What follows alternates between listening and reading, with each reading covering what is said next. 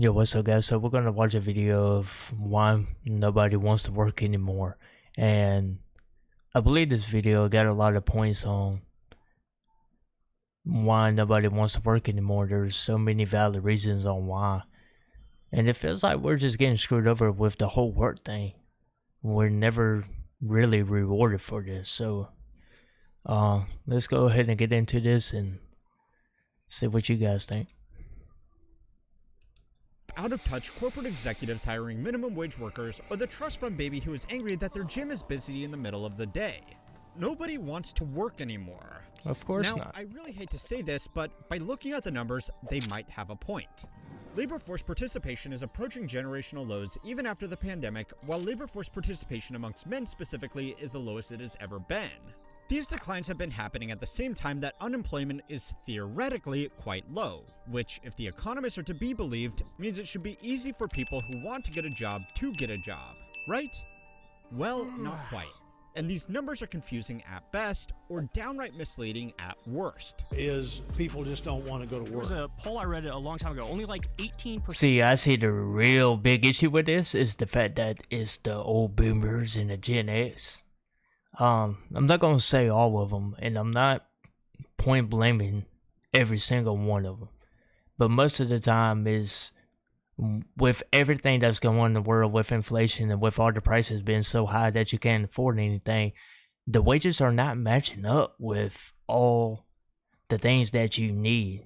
You need somewhere to live. You need to be able to pay your utilities. You need to be able to do all these things, but your wages are not matching up with it. Even some skilled jobs.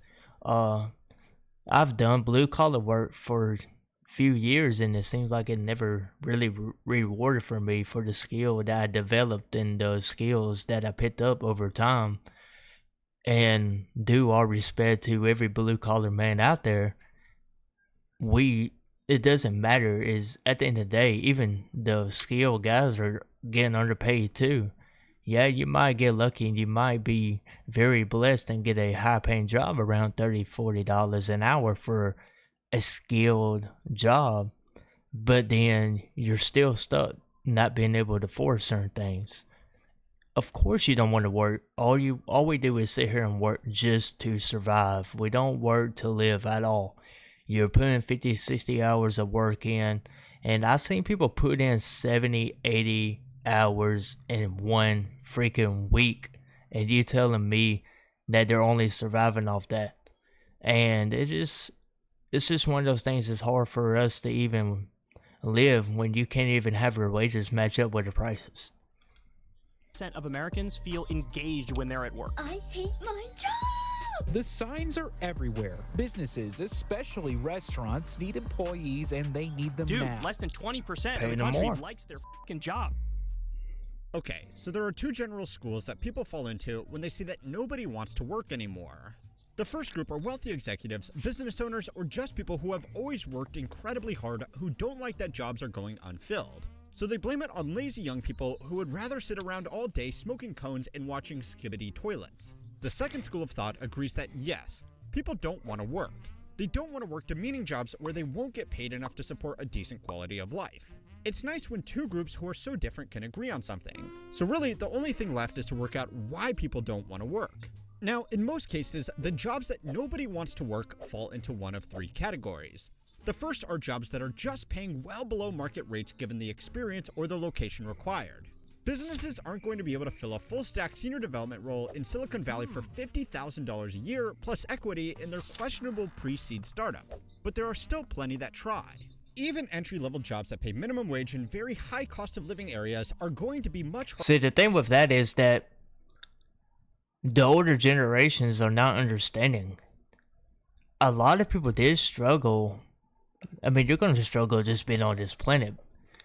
But doing calculations and doing simple math and using common sense, that back then you were able to have one household income and be able to support a full family and be able to own a house and own one car, and all you needed was one car.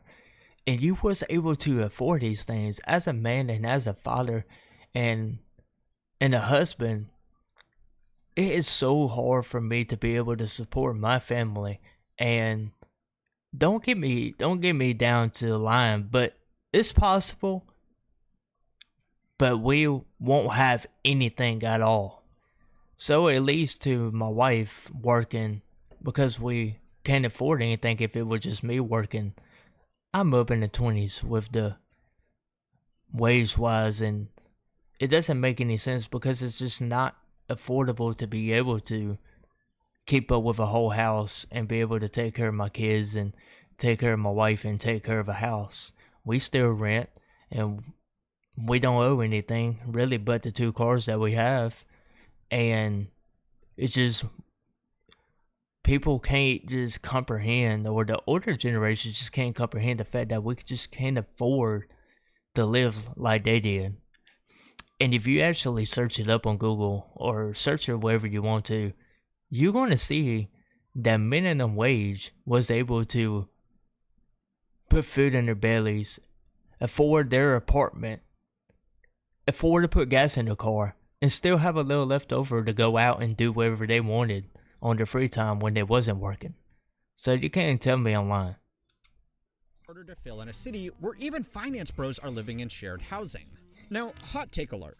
But just like there are no shortage of crappy businesses and managers that expect to pay workers nothing for world-class skills and experience, there are lots of workers who expect world-class pay with little or no marketable expertise.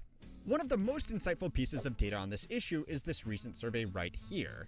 It asked a selection of Americans what they considered to be the minimum salary they would need to be financially successful. Now, most of the responses to these numbers have been laughing at the Gen Zs just entering the workforce who think that almost $600,000 a year is a realistic salary goal. Because for most people, it just isn't. Unless you are in More a like few 40,000. specific career paths, there are basically no jobs that pay this money. And even then, you need an insane amount of luck to get those opportunities. Now, you can blame this on young people who don't really know how the world works See, yet. that's what I'm saying. He's saying that it's based off of luck, which it really is. If you don't know anybody, or you don't have the... I'm trying to get the words out. If you don't know anybody, or if your friend, family member isn't on top of the list and working a very good job to where they can get you on that job, you have basically nothing. And what really ruined it is that they put these applications on Indeed, Linked, and these other applications and websites to where you can't even apply without another few thousand people applying to the same job. And it's just like the same thing with a lottery ticket. You're hoping that you hit that number and you win that lottery. It's the same thing with a job. And it's very hard to even land a job nowadays, even if you are qualified. And what's so bad about the job market, on top of everything with the cost of living, you can't even apply to a job without being overqualified or even just a little bit underqualified. I see people have their job turned down because they're overqualified. Dude, what's funny, bro? I see McDonald's turn people down. Flipping McDonald's turning people down. But it's crazy out here, man. Or social media that makes it look like every hustle bro is flying private. But it's all distracting from a more interesting See, data I believe point. all that's a lie. Average boomer People thinks trying to financial flex their success life. is achieved with a salary of just under $100,000. According to the Bureau of Labor Statistics, this is still almost double the median national salary. But in most major cities where people can actually find jobs that pay this much, $100,000 certainly doesn't afford a lifestyle of financial success. There is simply a massive gap in expectations between the generations looking for their first jobs and the group responsible for giving out most of the jobs. So they both agree that nobody wants to work, just for different reasons. The second type of job that nobody wants to work are in workplaces that push their staff, demand unreasonable overtime, or have management that are needlessly abusive. This happens in a shocking amount of businesses across the country, and even if you are lucky enough to avoid— Seriously, guys, what's up with us going into any work environment? It's all toxic. No matter what work environment you're in, it's all toxic. I don't care what job you land the best job. It can be the best people in the world. For some reason, every job that I ever worked is toxic. It doesn't matter. I understand that everybody's under stress with the cost of living. Everybody's under stress with what's going on at home.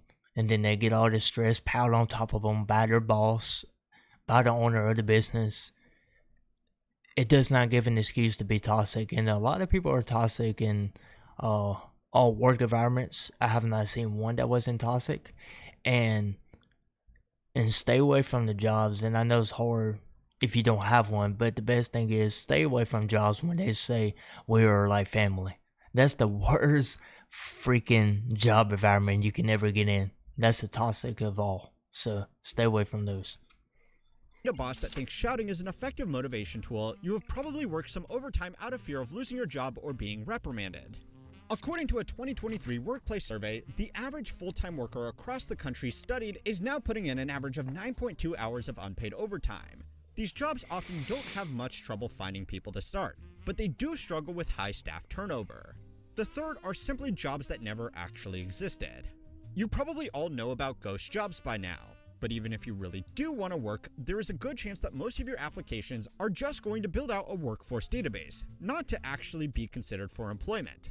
Now, whatever the specific reason, the results are the same. Less people end up working. But aside from settling some so definitely they be putting out these job applications just to collect your data and sell your data to make money off of your name and your data. So don't get me wrong there. I know that's what the intentions are. That they literally can make money off of just putting an application to where you apply. And most of the jobs on Indeed, and a lot of people can disagree with me. Some people do land jobs on Indeed or ZipRecruit or whatever, because I have to. I've landed jobs on Indeed. I've landed jobs on ZipRecruit. I've even landed jobs on LinkedIn, which is the least reliable source. But I've seen people land them, and most of the time, a lot of these jobs are out there or ghost jobs. And when you do apply, it's kind of funny to me, the jobs that you do get hired on, they wait months on the end to even wait. Like, I mean, you wait 6 months and then they call you for an interview, and then it's a possibility they might hire you. But at the end of the day, why didn't you wait 6 months to even consider me as to consider me someone you want to hire? I mean, it's a joke. Between entitled Zoomers and some out-of-touch boomers, this data all reveals something more concerning about work in the current economy. It's not that people don't want to work anymore. They simply can't afford to. So it's time to learn how money works to find out what's really behind the worst phrase in the workplace. This week's video is sponsored by MyHeritage. Step back from the So that's definitely true. It is almost unaffordable to even work. So if you have, and I'm very sorry, if you are in a situation to where you are like, you haven't been working for a while, or it's been a few months, I've seen people not being able to find a job in a year or two, whatever. I don't judge people off their situations, but when it comes in that situation, it makes it even harder to get to work. I mean, what you gonna do for the next 2 weeks, depending on when they pay you? Is it every week or bi-weekly? So you'll be lucky if you can even get to work. And what's the thing? If you're like 30 minutes to an hour from work, or even further, you got to consider your car maintenance, like oil changes, your tires, things that wear and break over time from driving it to work. And then of course you got to put fuel, gas, whatever, and you got to consider that too. And a lot of people that I know, so as me being a blue collar worker and working in construction, a lot of times it is smarter to pack your lunch. But I've seen millions of people in my life, they don't even bring their lunch. They're always buying lunch at the store. They buy their breakfast, their lunch at the store, and that stuff adds up too. So it can get very expensive working in this freaking country that we're in. It's very hard to be able to even afford to go to work. So yeah. Especially after COVID, as a lot of people received severance packages and decided that an early retirement was better than going back to the office. Labor force participation from young people just entering the workforce either out of high school or college is also pulling down the average, just for different reasons. More people than ever are getting a college degree, which means they are starting to work later. And fewer people are working part-time jobs while they study because for many, it's simply not worth it given how much debt they are going to be in when they graduate anyway. This might not also be a shock to you, but it's getting really damn hard to find a job out of college. A few months ago, a post from a professor at Berkeley made And that's the round. exactly why I think college is the biggest scam. I've been to college. I went to college. And I didn't major in anything because I went to tech school and then finished all my academics. But college is one of the biggest scams because a lot of people have in their mind, they're like, okay, this is a secure way of saying I'm going to get a job as soon as I get out of college. So long as I have good grades and I do good and I major in something that's possibly a good job role. And then when it comes that time, when they graduate, more than half of these people don't even get a job that aligns with their degree. So you can't tell me that it's not hard to get a job after you get out of college, because it seems like everyone that gets out of college, they get nothing that's not even related to it, related to their degree. And that's the funny thing about it. But dude, what I'm really sick and tired of is these old people sitting there saying that is that we're just lazy and we just don't want to work. And I get it. Everybody's struggling now. A lot of people are. I can't get into the biggest debate with it, but I'm just saying, like, we came into the workforce when things started going downhill. I mean, I graduated in 2018. 2 years after that, everything went downhill. So it's been mainly all of our adulthoods. I mean, all my adulthood, it's just been nothing but struggle. So there's really not a way out. At least something just comes out of luck and something just fantastic happens. But yeah, I went to college and thinking that was going to help me. But I'm doing something that is far from related to what I went to school for. And like I said, I didn't really get a degree in a specific role. I just got my academics after going to a tech school. And I don't even do that anymore. So, I mean, it's just one of those things. And y'all leave your comments down and tell me what y'all think about this, because it's a bunch of bullshit. And I don't really believe that it's our fault. I don't believe we're lazy. Trust me, we're far from it. It's just we came into a world or into the workforce not knowing that it was just going to be bullshit like this. So I'll catch y'all in the next one.